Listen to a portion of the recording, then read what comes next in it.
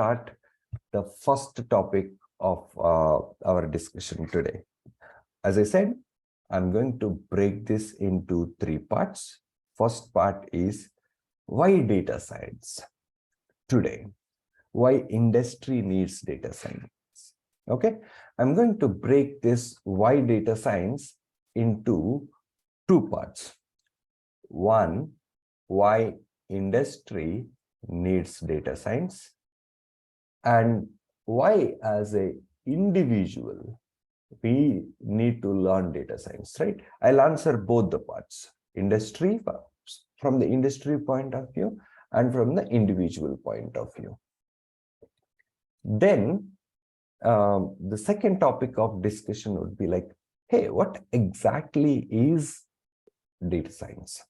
This is where you will come to understand what data science is, what are the different terminologies used in data science, like deep learning. I just mentioned, but I did not explain what it is. Right? So we will come to know all these terminologies in this second topic.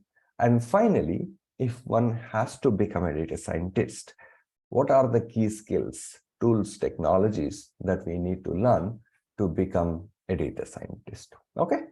Let's start with the first topic in the agenda, that is like why data science. Let's talk about industry first. Today, industry is going through something called as digital transformation. I hope many of you might have heard this term, this digital transformation, but let me give you a simple example of what digital transformation is all about. Let's take any business. For any business, customer support is must. Why customer support is must? Let's say if you have a problem with the business, you are a customer for, let's say, a business XYZ. Let's take this as a telecom company.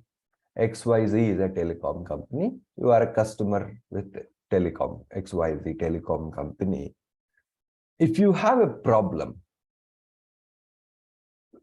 10 years back, let's go back into the history, 10 years back, if you have a problem with your telecom company, what do? You call the call center. So there will be some fancy number or maybe a short number. You call them on the call center. And what happens when you call the call center, right? So first, there is something called as IVR menu. Press 1, press 2, press 3, something. So you select some choices over there. Then you will be put into something like called as a queue, waiting time. Hey, thanks for calling us. You need to wait 2 minutes, 3 minutes, etc., etc. And finally, you will reach a representative where you start explaining your problem, right? So this is a typical process of dealing with customer problems. In the olden days, like I said, we are going few years into the past and see how it is done. Versus today, we don't want to call a call center and go through this painful process. What we do is use something called as chat support, right? Has any one of you used chat support with any of the businesses? If you have a problem, you go to the support, you pick the chat initiative, and then just type your question. Did any one of you use a chat support? You can type your answer on the chat window. Okay, right? What happens in a chat support? You simply type your question and you get a response back. You send a question and you get a response back. Do you think a human being is answering to your question when you use the chat support? No. 80% of the time, the response that you are getting is from a machine. We call them as bot, and these are called as chat bots. So a machine which is able to answer your question by understanding it and giving you a response based on what you are actually typing. Now let's compare these two scenarios. When it was through call center, first you may make a wrong selection on IVR menu. Then there is this waiting time, which is very irritating. Sometimes during the peak hours, if you call, the waiting time can go as long as like 10 minutes. And then you reach out to a customer representative, you explain your problem. Sometimes what happens, after listening to your problem, your representative simply says, hey, sorry, you are in wrong department. Wait, I will redirect you to another department. There is again some waiting time. The biggest problem in the olden days when call centers are purely like this is, one is waiting time and the other one is this wrong department cases. Call center is there to solve customer problems, but call center is the one which is irritating the customers. Why it is irritating the customers? The waiting time, reaching out to a wrong department, again being redirected to the right department, all of this, right? It frustrates us as a customer. I am very sure many of you might have gone through this experience. You call a call center, you have a problem that you need to solve with your business, but call center, going through this process in the call center irritates you. This is one problem. Another problem for the business is, let's say there are 10 million customers today. And to address the problems of these 10 million customers, they have hired 10,000 call center representatives. Now, when the business grew from 10 million to, let's say, 100 million, at the same time, they have to increase the call center representatives, let's say from 10,000 to 100,000, which is like 1 lakh. This is not scalable. Why? As your business is growing, you can't keep recruiting call center representatives, increase them to solve the customer problems. Instead, most of these businesses started adopting the modern way of solving customer problems. And one of that is this chat support. In chat support, since there is no human being, it's actually a machine. You type a question, you get answer immediately. There is no waiting time, etc., etc. In 80% of the cases, your question is answered within a few seconds. And this is answered by a machine, by a computer behind the scenes, which we call as chatbot. Now, with this frustrating experience of the customer is gone, because the customer has freedom to simply type the question and get the response, able to solve the problems faster, easier, and there is no scaling problem also. Now, if let's say there are like 10 million customers and we have like 15, 20 computers, instances, I would say, rather than computers, which is answering them, we can increase them to 1,000. Not a big deal. Computers are easy to scale compared to human beings, right? So this is what we call as the digital transformation, right? The modern age businesses are very effectively adapting digital transformation for one reason, that is to drive customer experience.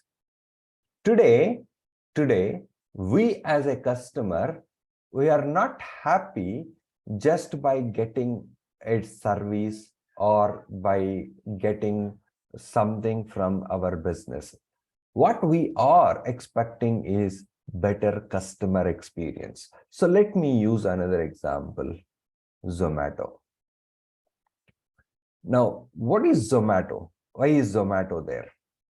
We are a customer.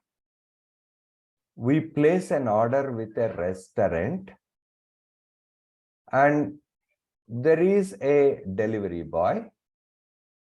The delivery boy goes to the restaurant, picks food, and gets it delivered back to you. This is the simplest business model for Zomato. Okay. But let's say, as a customer, you place the order with the restaurant. The delivery boy goes and picks the food, gets it delivered, but this whole process takes 1 hour.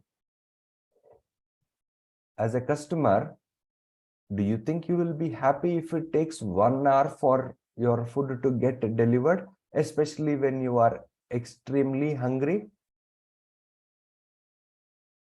No, right? Exactly. But whatever the process is, like you make an order with the restaurant, and the delivery boy goes to the restaurant, picks the food, gets the food to your home. Everything is done, but you are still disappointed as a customer because it took 1 hour for you to get the food, especially when you are hungry, right? Whatever Zomato has to do, that is to service the customer, is done. But still, you are unhappy because you did not get a very good customer experience. Okay. And for that reason, Zomato, to improve customer experience, go a little further and try to show, hey, before you place your order, I will show you what is the expected delivery time. This is the expected delivery time. Okay. For each restaurant in your nearest neighborhood, it will show what is the expected delivery time, so that as a customer, we have the freedom to make a decision. Now, when I am extremely hungry, this is my favorite restaurant though, but it shows that the delivery time is 1 hour with this restaurant. Instead, I will pick another restaurant 2, which shows the delivery time as, let's say, 30 minutes. Okay, this is exactly what we call as customer experience. But imagine this problem. You might not have realized how big a problem it is. Why? Because there are millions of customers and there are thousands of restaurants. And for each customer to each restaurant, they have to show expected delivery time. And it's not like plain simple how far this restaurant is from this customer's place. Not like that. They have to consider a lot of other things, like, hey, how far is this restaurant from the customer's address? Second, how many orders are already pending at this restaurant? Let's say this is a very popular restaurant in the city and they get thousands of orders. Now they're already having 50 pending orders. That means kitchen will take more time to prepare your food. They need to account for that as well. Hey, where is the nearest delivery boy? how soon can this delivery boy reach this restaurant, right? It's not just food, like food picked up and getting delivered to your home. First of all, the delivery boy should be available. If all the delivery boys are busy in delivering the order nearby, they have to complete that order, come to the restaurant to pick this food, right? So many aspects has to be considered in coming up with this expected delivery time, right? That means there has to be some intelligence built into this system that can come up with the expected delivery time for a given restaurant and for a given customer, right? Though Zomato, there is no obligation to do this.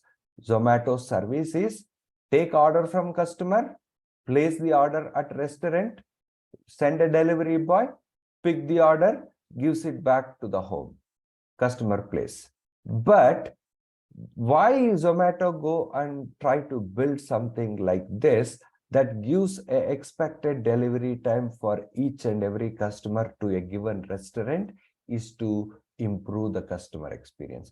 Now, if you know that second restaurant can only take 30 minutes and first restaurant it can take 1 hour to get your food, will you place order with the first restaurant or the second restaurant?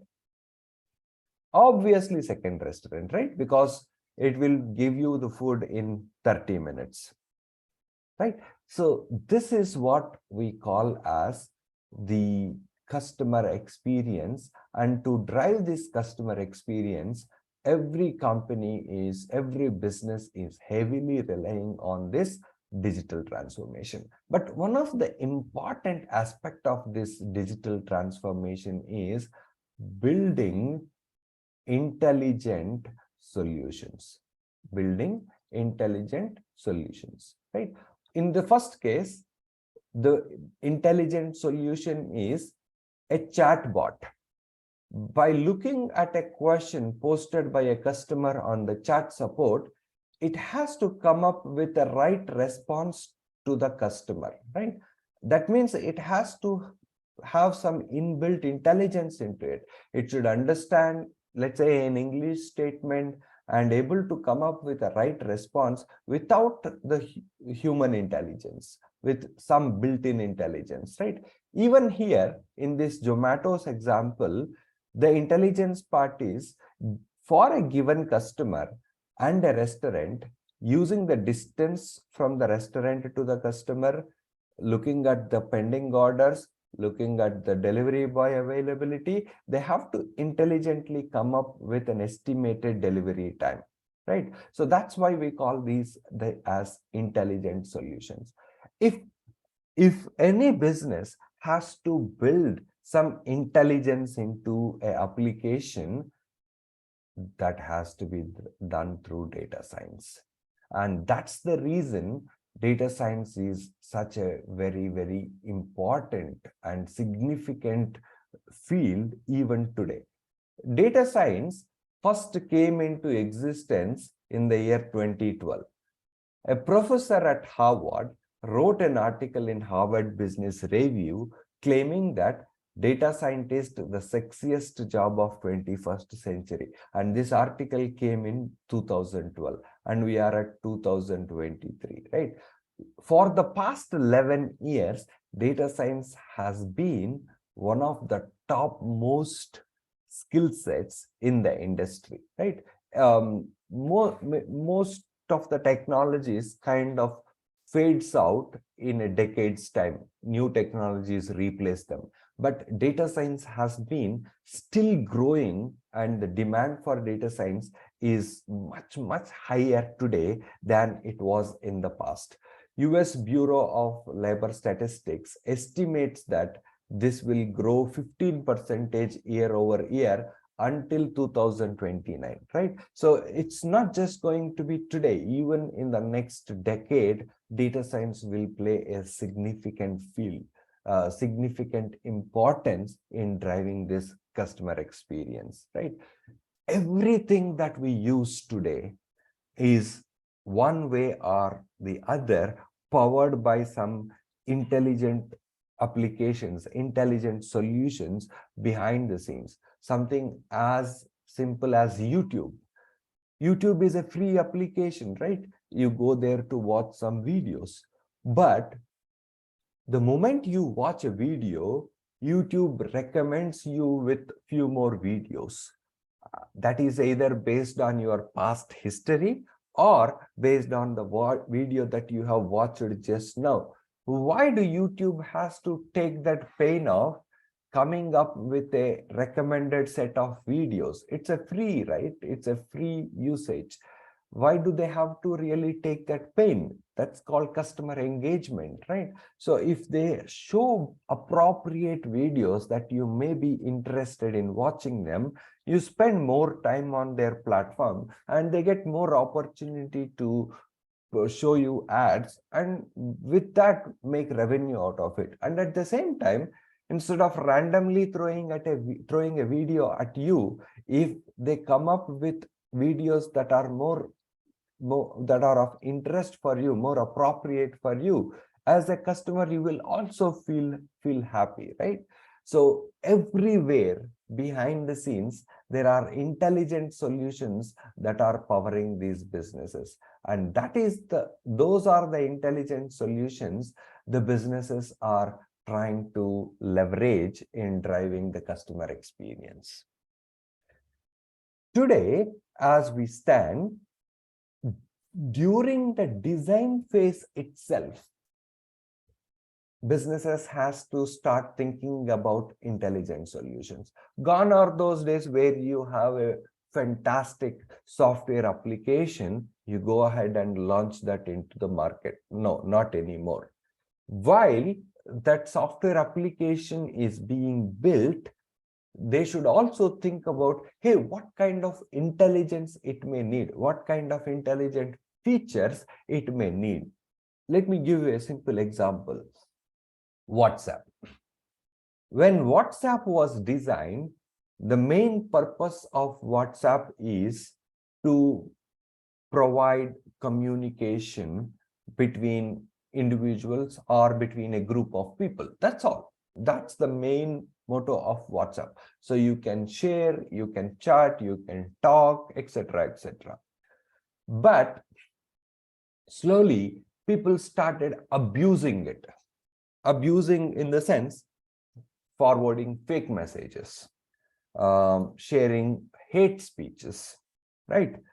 Now WhatsApp has obligation from the regulations and the regulatory bodies to kind of contain that. Hey, if you don't do that, I'm going to take action on you, or maybe I'll shut down WhatsApp completely as a regulatory body.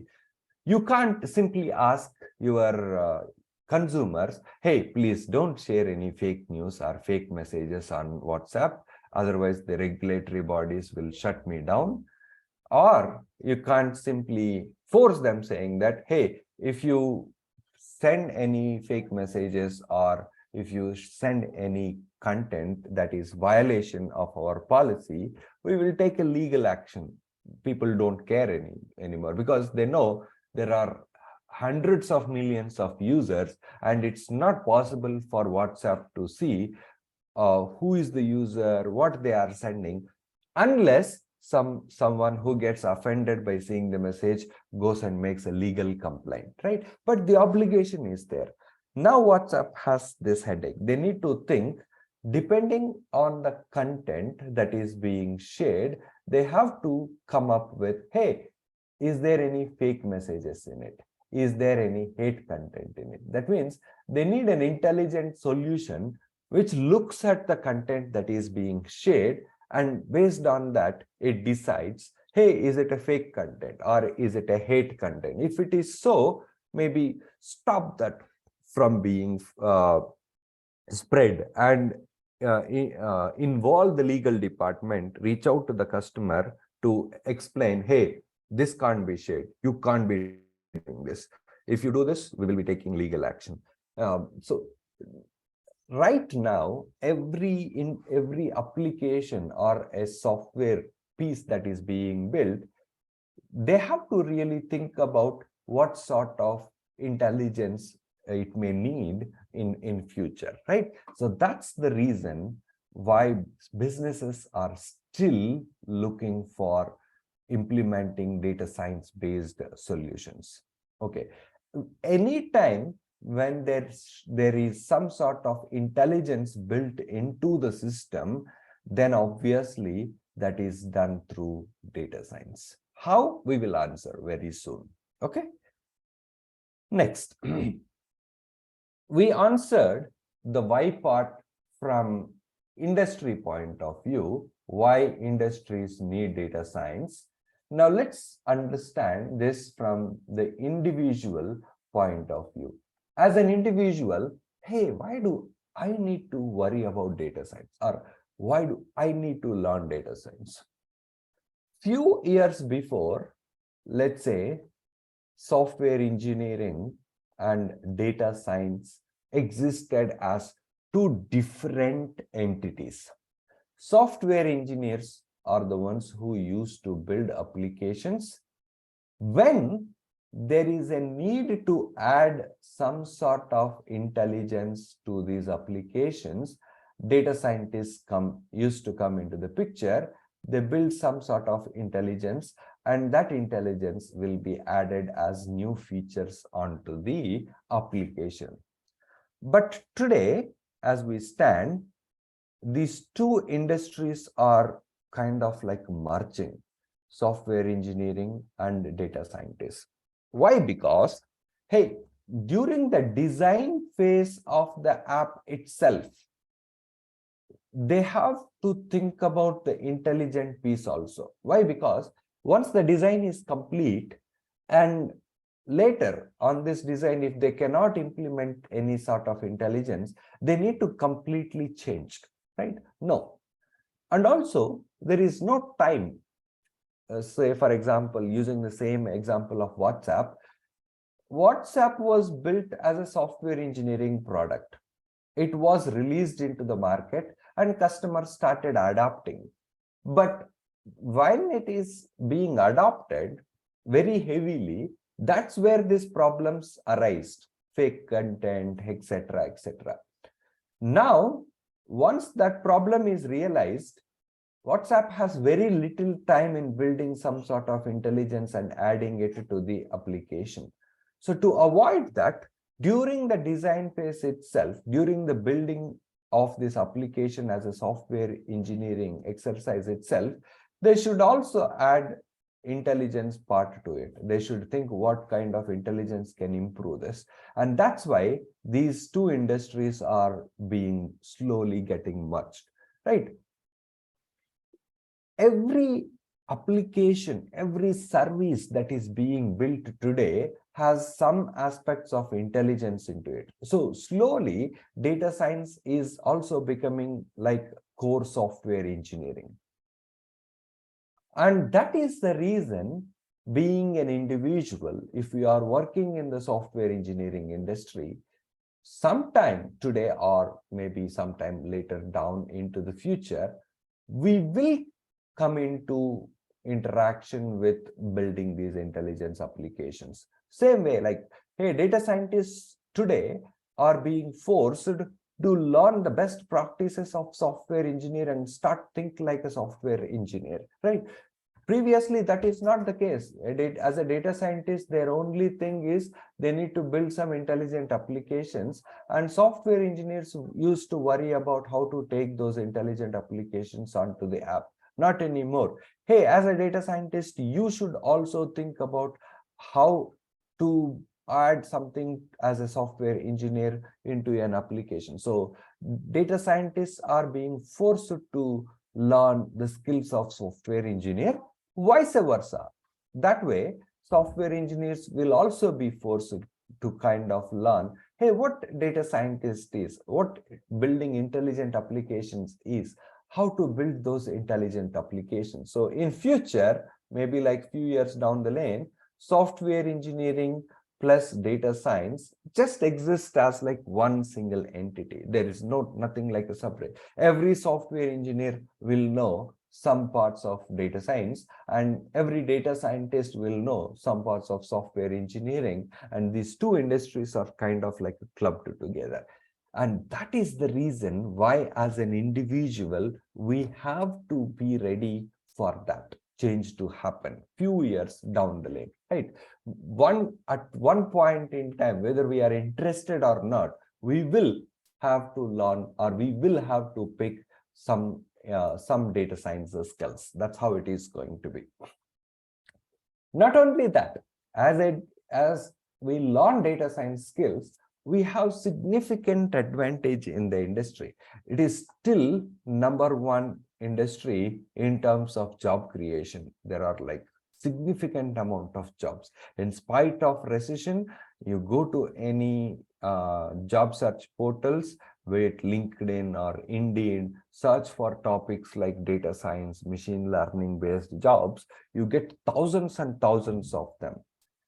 Second, though it is there in the industry since 2012, that's still more than a decade, there is a significant mismatch between demand and supply.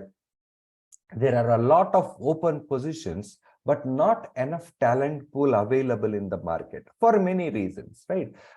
Basically, our core academics, like your undergraduation, post-graduation programs, doesn't cover data science and AI-based skills. These days, in the past couple of years, there are a lot of undergraduation programs and post-graduation programs that are specialized in data science and AI. They're coming up, but these students are yet to come into the market. But these skills are not there by academics. So it has to be learned through some professional course like this, like what Analytics Path does or someone else does in the industry, right? So that is the reason there is a huge mismatch between demand and supply even today. And unlike other tool or technology, this takes time to learn, right? Nobody can become a data scientist in a week, right? There are some fancy programs wherein you can say, hey, become an expert in this program language in 7 days, become an expert in doing this in a week, right? Unfortunately, those kind of things doesn't work for data science. It takes time. Generally, it takes 6 months to 1 year to kind of become an expert or to build the skill sets that are essential to become data scientist in the market, right? That is the reason there is still a huge mismatch between demand and supply. Fine. Okay. What is the advantage we have if we learn data science? Of course, the advantage is good salary packages. Data scientists are being paid much higher salaries compared to others in the industry. And at the same time, growth, promotions, etc., is much better than other technologies, other skills in the market, right? So that's the reason data science still stands out as one of the most important skill set for individuals if they are planning to grow in their career. Okay, so that's the first part. Now let's move on to the second part. The second part is, a lot of people, when they think about any new tool, technology, or skill set in the market, they simply say, hey, if I learn this new skill set, I'm going to start my career just like a fresher into the market. No, this assumption is totally wrong. Data science is a field that has roles all the way from, let's say, a fresher to even chief data officers of company, right? Now, depending upon your previous experience, let's say you have 6 years of experience, you are a team lead and you are using a tool like XYZ and you are good in programming. Now, when you add a data science skill, data science as your skill set, you won't go and start somewhere over here. You would probably aim somewhere over here, a data science manager or a lead data scientist. Why? The role of any position depends on two things. One is the tech skill set plus the maturity of the person. To give you a simple example, if I have to apply for a position of VP of data science at a company, they would still reject me. I would say, hey, I have 15 years of experience. I am into data science and related fields for the past 12 years. Why do you think I cannot play a role of VP for data science at a company, right? They may say, hey, you have very good tech skill sets that actually meets the requirements of this job, but you may not have the maturity that a position of vice president actually need. Have you built applications and scaled it to millions of users in your previous role, right? So this is a maturity, right? Have you engaged a large business or stakeholders that goes into, let's say, multi-million management? Maybe I haven't done this, right? So it's not just that having tech skills will fit you into any of these roles. No, it is also the maturity, and that maturity comes through experience. It is not by a programming or it is not by a tool. It is more of interpersonal skills, like stakeholder management. How do I deal with my leadership? How do I talk to my leaders? What kind of expectations I can set, right? All these are the maturity. Now, when you actually learn a new skill set, you combine that with the maturity as you, as an individual, and try to see where you can fit into a better role. Okay, so if you ask someone who has been working 20 years in the industry and ask them, did they work on same tool or technology all through those 20 years, every person answer will be no. There is no one who might have worked in the same tool or technology for 20 years. Practically not possible, right? So as people learn technical skills and grow, along with their maturity, they grow up the ladder and using both their newly acquired skill set, but the accumulated maturity of it. That's one thing. Second thing is, in the industry, there is a confusion between, hey, data analyst, business analyst, data scientist, machine learning engineer, AI engineer, right? So this is another confusion. Apart from the role confusion, the other confusion is, hey, what are these roles? Are these roles the same? Are these roles different? In a way, I can say there is some sort of commonality between all these roles, and that commonality is machine learning. We will see what machine learning in a minute. But the level at which each of these roles apply machine learning will vary. As a data analyst, as a business analyst, someone could be a domain expert, and they try to use some machine learning. Let's say if we represent it with stars, as a data analyst, as a business analyst, they might know only a very small portion of machine learning. So that's why I'm representing that with only like 2 stars. But as a data scientist, this is the bread and butter for a data scientist, right?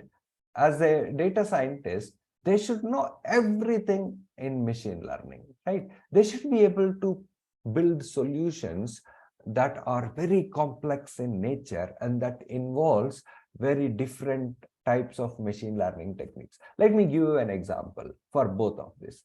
A bank want to find out who will be a potential customers for their new credit card. And this can be answered with machine learning. But the person has to be a domain expert. They should know how banking industry operates. They should know what kind of customers are potential customers for this, and use a little bit of machine learning to come up with, hey, these are the list of people who might be potentially interested in your new credit card. But as a data scientist should be in a position to build very complex solutions. Let's say one of the example is CIBIL score. Everyone is aware of CIBIL score. Banks use this CIBIL score in making a lot of decisions. Your loan is approved or not, your credit card is approved or not, all depends on CIBIL score. But what is this CIBIL score? How is someone coming up with the score of, hey, your score is 750? And is it constant? Will it change over time? It changes over time, right? Is the computation behind it constant? No. As new financial products evolve and the new patterns of usage of new financial products grow, this way of computing this CIBIL score should also change, right? So this is a very fantastic example of data science, right? So data scientists are the ones who build this type of products.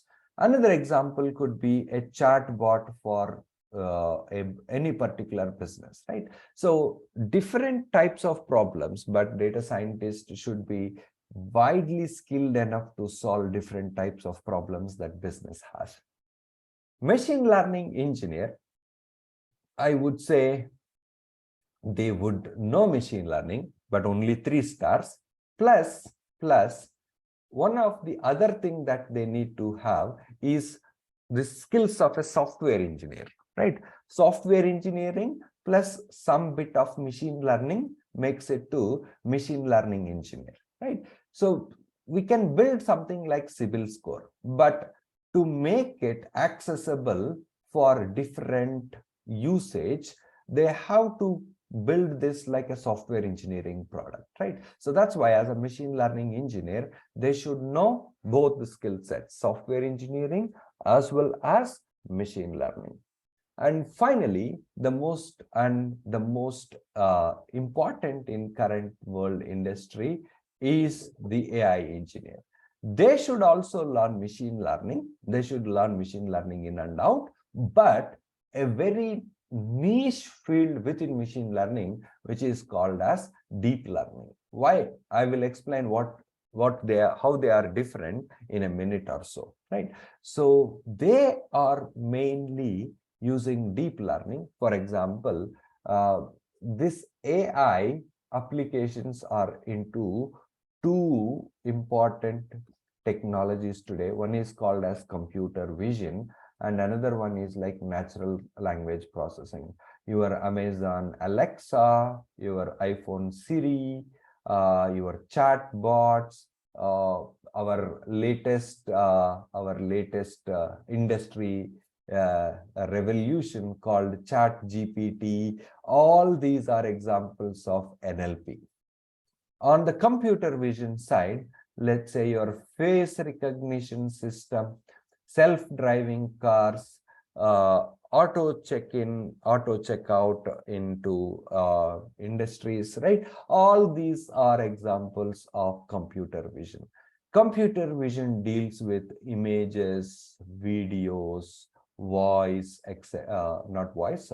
images and videos, whereas NLP deals with text, voice, etc., right? So if applications are built using text and voice, like your Amazon Alexa, you ask a question, it answers. Your iPhone Siri, you ask a question, it answers. Chatbot, you send a question, it gives you a response, right? Then it falls into this NLP area. If you are dealing with images, videos, then it falls into the computer vision. So if you are building applications that use images or text, voice, etc., then it falls into this AI engineer. And the most important skill set for them is deep learning. Okay, now we understood that, hey, it's not that there is data scientist is one single role. It has a huge hierarchy, right from a business analyst. It can go all the way up to VP of data science or even chief data officers at companies. Second, what is the difference between different roles like data analyst, data scientist, machine learning engineer, AI engineer? All of them knows machine learning in bits and pieces. It depends on the level of or the depth of their understanding, how much they know machine learning. Okay. Now, let me explain what machine learning means. Let's compare that with software engineering. In software engineering, you have an input, and a software engineer writes a program, and this program is based on the requirement given to the software engineer, and it generates an output. But machine learning is very different. You have an input and we have an output. The machine learning or data scientist is to write a program that generates something called as knowledge. What is this knowledge? Knowledge is how to generate this output from the input. Let me explain this with a layman example. Learning. So what is learning for us? When we are small kids, we go to school, and at school, someone just teaches us, hey, this is apple. Now the input here is this image, and the output is this label called as apple. So once you see an image of an apple and teacher tells you that, hey, this is an apple, next time someone shows this and says, gives you this input and expects you, hey, what is this output? Can you guess this? Right? You will guess your answer. Yeah, I know this is apple. Right? This is called a learning. But wait a minute. This is not memorization. Why? Because why we call this as learning? Let's say when the first time this image or an apple is shown to you, this is a Shimla apple or Himachal apple. And here, this image that is shown to you is a Washington apple. Are they same? No. But when you are learning, during the learning phase, the image that was shown to you was a Himachal apple. And when you are applying, the image that was shown to you is a Washington apple. But don't you think you would still guess this as an apple? Yes, you will, right? Are they same? No. But how are you guessing this also as an apple? For that matter, even if we show a green apple to people, they would still guess this as an apple, right? The green apple is very different from a Himachal apple or some other apple. But how people are still able to guess that this is an apple? That is called as learning, right? What happens in human brain is when you see an image, you decode the image into some form of metadata. Hey, what is the shape of it? What is the size of it? What is the texture of it? How does it feel if you touch it? What is the weight of it if you have taken it roughly, right? You store this metadata. And when you see another image, you try to compare. Like you try to convert that again into shape, size, texture, feel, weight, etc. and you make a comparison. Is shape matching, is size matching, is texture matching, is weight matching. Oh, another important feature is color matching. Not all of them will match. Let's say they are matching 80%, 20% it's not matching. Since it is still matching 80%, your guess is, hey, this can be an apple itself, right? So this is what we call as learning. In the learning phase, there is input and there is output. We are trying to learn this that would help us to make the decision. And in the application phase, once we have this knowledge, when input is given, we can guess the output. That's why we call it as the output of a machine learning is nothing but the knowledge itself. And that way it is different from software engineering. In software engineering, the program is mainly to take an input and generate an output. But here in machine learning, it is given both input and output. You have a program, you write a program as a data scientist to generate the knowledge. So that how can we generate this output from this input? And to generate this knowledge using machine learning, we need certain algorithms. And that's what we call as building intelligence into the system. That is divided into two.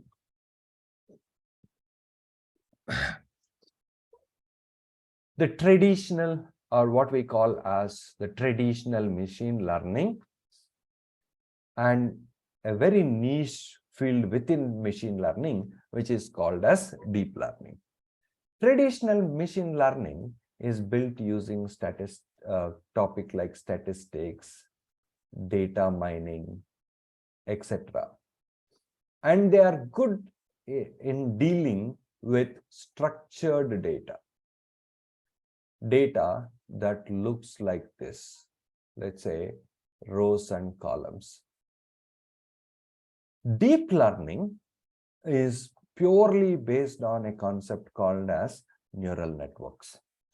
And they are very good in dealing with unstructured data, images, videos, voice, text, etc.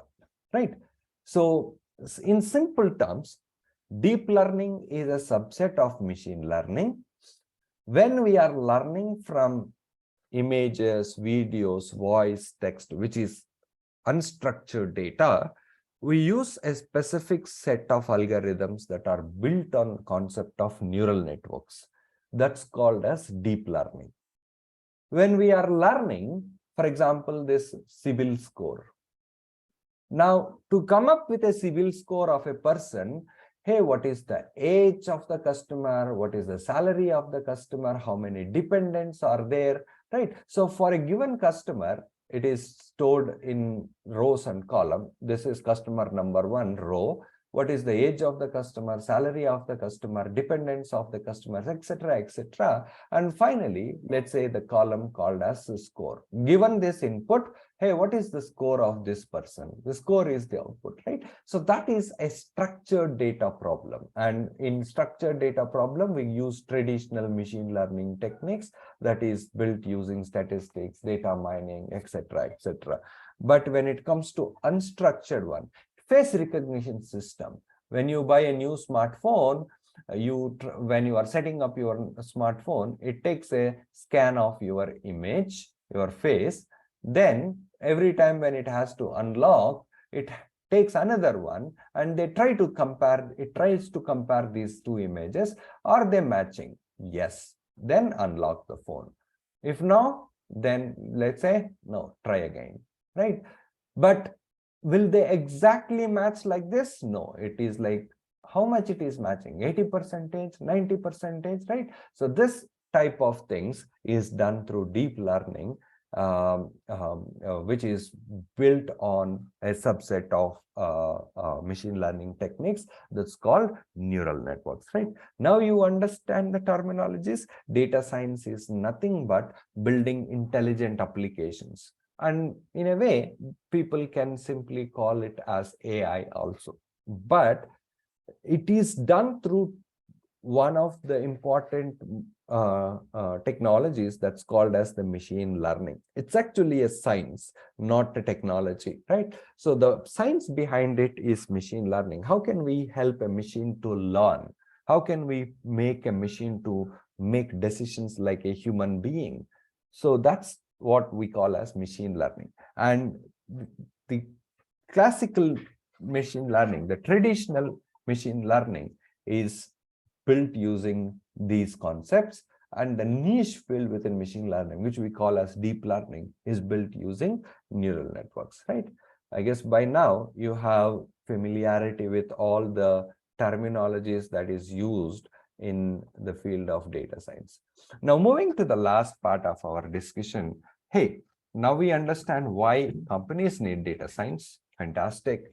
Why, as an individual, I need to worry about data science? Because this is a very growing field, and very soon these two fields kind of can become one. And as knowing it will definitely have its own advantages on us. Okay. Now, let's keep all of that aside for the time being. But if we have to become a data scientist, what are the key skills that we need to learn? First, coming to a programming language. As a data scientist, we will have to use a programming language, and the programming languages that are very popular in this area is Python and R. Python is the most preferred programming language for data scientists and machine learning engineers today, for many reasons. Python is a natural fit into software engineering. R was popular for many years before Python, but once Python came, when I say Python came, Python was there as a programming language for a long time, but Python for data science became popular. Python overtook R. So in this course, we start with Python as a programming language. Even if you are not familiar with any programming before, we don't expect people to learn and come here. We will start from the scratch. This is the part I was talking about. Since we deal with a lot of data, we will have to understand how data is stored, especially today in the industry. Everybody has big data systems, and most of the companies store their data on big data platforms. So understanding of big data platforms, like what is Hadoop, what is Spark, how can we use Spark to fetch the data, etc., that is essential, right? So this is also taught to you as part of this course. So we don't expect people to learn this and come here. Don't mistake this course as a big data course. No, it is not a big data course, right? So big data here is like a byproduct. We are learning it because we need it. Big data is actually part of a field called data engineering. Here we are not, our main goal is not to become data engineers, but we actually wanted to become data scientists. Okay, then comes the main thing, which is the machine learning, right? So there will be a handout shared to all of you in the chat window. One of my team members will post it, where you will see a huge a list of machine learning techniques. This is the core skill of data science, a data scientist. So if you have to become a data scientist, this is the main fundamental skill. It will be delivered to you like how I am delivering this webinar today, like a live session by an instructor. I have introduced you the instructors at the beginning. One of the instructors will be taking you through the class. First, the theory part would be covered, then the practical part will be followed after the theory. All these tools that we are using here is open source. So if you have a computer, we will help you install all these tools. And we do have cloud options also. For example, we can either use AWS or we can use Google Cloud. Especially Google has one which is called as Colab, a fantastic tool for a data scientist. So most of the time we will be using this Colab, right? Google Colab, for many reasons, and that you will learn when you actually join this course. Overall, this course takes 200 hours of training to complete. And as I said, it takes time for us to become a data scientist. It can be anywhere between 5 months to 1 year. And data science can be learned through use cases, can only be learned through application, right? If someone sits in a class like this for 6 months and say, I can become a data scientist, no, wrong. It is not possible, right? Practice is the key. And we emphasize that a lot at analytics path. So we have nearly 18 plus use cases. Our program is divided into multiple modules, and for each module you have multiple use cases. Once you complete a module, you will be getting a use case where you can apply your learning on this use case. At the end of this course, we do have a capstone project, right? How a use case is different versus how a capstone project is different. Use cases are module specific. When we are going through, let's say, the first module, machine learning, and this use case will be mainly using that first topics that we have learned as part of machine learning.